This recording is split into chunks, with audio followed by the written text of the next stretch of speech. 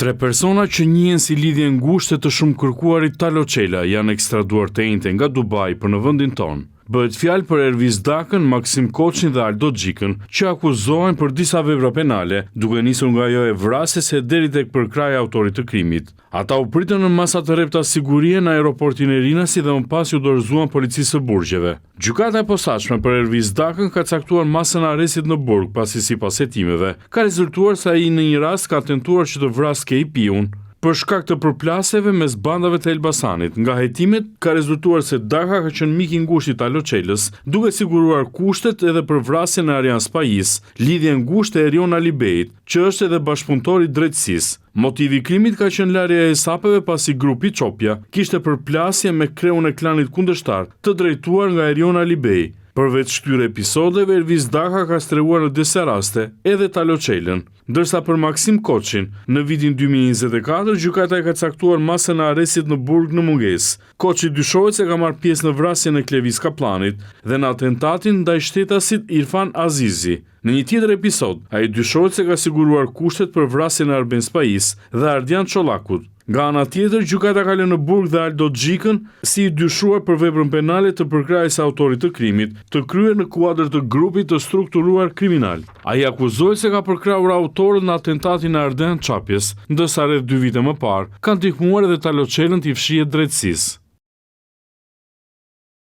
Policia britanike ka vënë në pranga shqiptarin e shumë kërkuar Lorenz Lala. Si rezultat i bashkëpunimit të Interpol, 48 vjeçari do të ekstradohet në Shqipëri.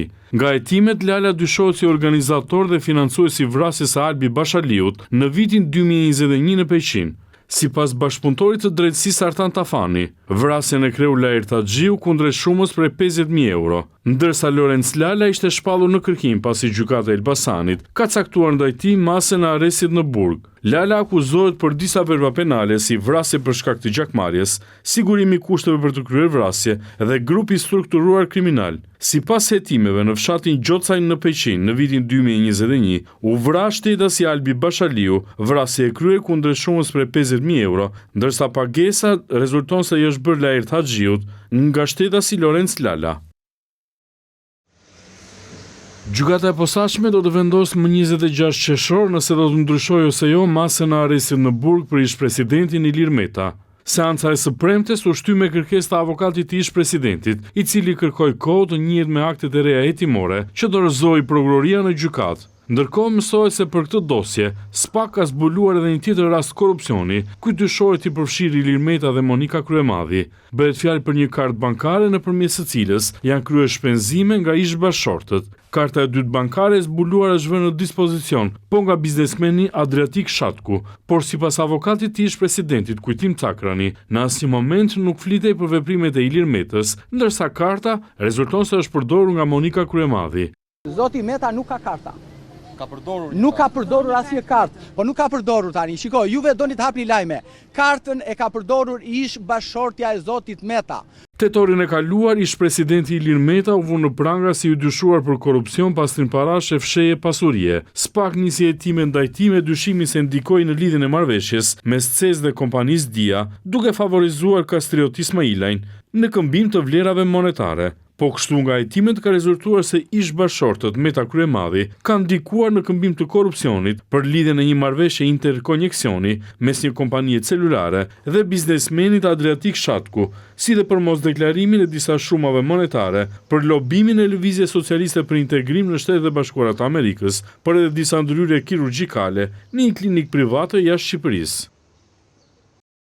Gjykata e posaçme rrëzoi kërkesën e kryetarit të Bashkisë së Tiranës Erion Veliaj për lirimin nga qelia. Në seancën e së martës që u zhvillua me dyert të mbyllura, prokuroria e posaçme paraqiti informacionin 2 mujor mbi ecurinë e hetimeve, ku u bë me dije se deri më tani janë kryer të paktën 82 veprime hetimore. Sipas prokurorisë, nuk ka ndryshim kushtesh për ndryshim të masës sigurisë për Veliajn, ashtu edhe për biznesmenin Elman Abule, që momentalisht po hetohet në masën e arrestit shtëpiak.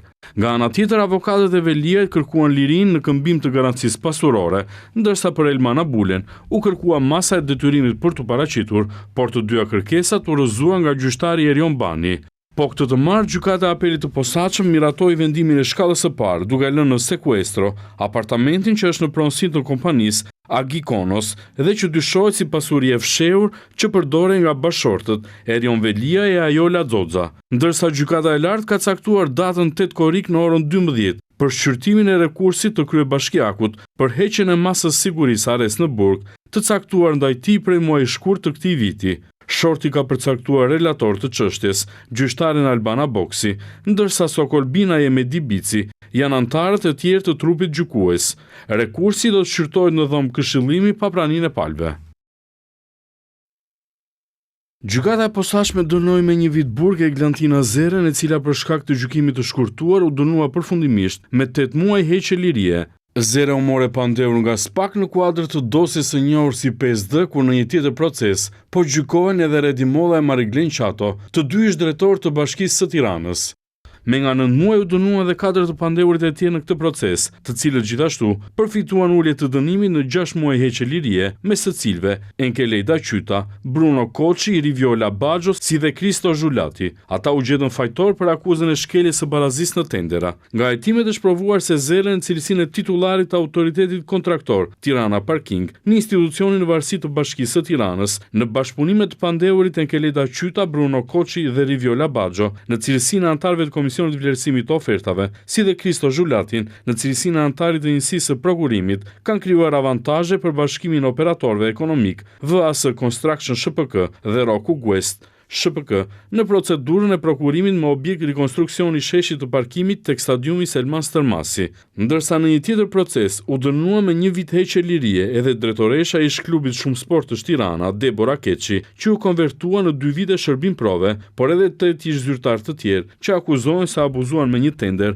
për rikonstruksionin e një palestre, punimet e të cilës u realizuan nga shoqëria 5D.